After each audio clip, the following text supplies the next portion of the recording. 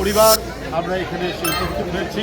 আমাদের এই পরিবারের পক্ষ থেকে, ভারপ্রাপ্ত চেয়ারম্যানের পক্ষ থেকে তার নির্দেশনায় কিছুটা সহযোগিতা আমরা করে গেলাম এবং আমাদের স্থানীয় নেতৃবৃন্দ সহ প্রত্যেকেই কিছু না কিছু সহযোগিতা করেছেন এবং পরবর্তী পর্যায়ে তারা ওই শিশু বাচ্চাটির চিকিৎসার যাবতীয় বিষয় তারা তদারক করবেন এবং তার যাতে সর্বোচ্চ চিকিৎসা নিশ্চিত হয় সে বিষয়টি দেখবেন এবং আমরা বিএনপি পরিবার বাচ্চাটির চিকিৎসা নিশ্চিত না হওয়া পর্যন্ত তার খোঁজ খবর নেবে, তার সামগ্রিক বিষয়টি দেখাশোনা করবে।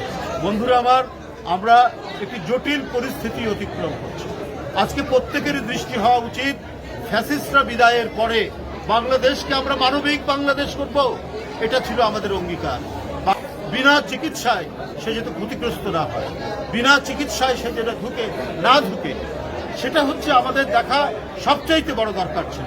আজকে জুলাই সনদ নিয়ে একটি চূড়ান্ত পর্যায়ে এসে উপনীত হয়েছে। তারপরেও অনেক অমীমাংসিত বিষয়ের কথা বলা হচ্ছে, অনেক নোট অফ ডিসেন্টের কথা বলা হয়েছে, গণভোট নিয়ে অহেতুক বিতর্ক এবং জটিলতা তৈরি করা হচ্ছে।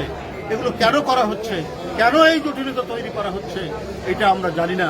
যেখানে প্রত্যেকটি রাজনৈতিক দল জুলাই সনদ নিয়ে তারা যখন একটি ঐক্যমতে আসার প্রচেষ্টা চালাচ্ছে, তখন আবার এই ছোটখাটো বিষয়টা নিয়ে একটি বৃহত্তর বিষয়, আগামী দিনের গণতন্ত্রের স্থায়িত্ব, আইনের শাসন, গণতান্ত্রিক শাসন পদ্ধতি, জনমত, সংবাদপত্রের স্বাধীনতা, বাক স্বাধীনতা নিশ্চিত করার জন্য যে জুলাই সনদের কথা বলা হয়েছে সেটি যাতে বাস্তবায়ন করা যায়, এটি নিয়ে অনেক আলাপ আলোচনা হয়েছে, এটি নিয়ে অনেক বিতর্ক হয়েছে।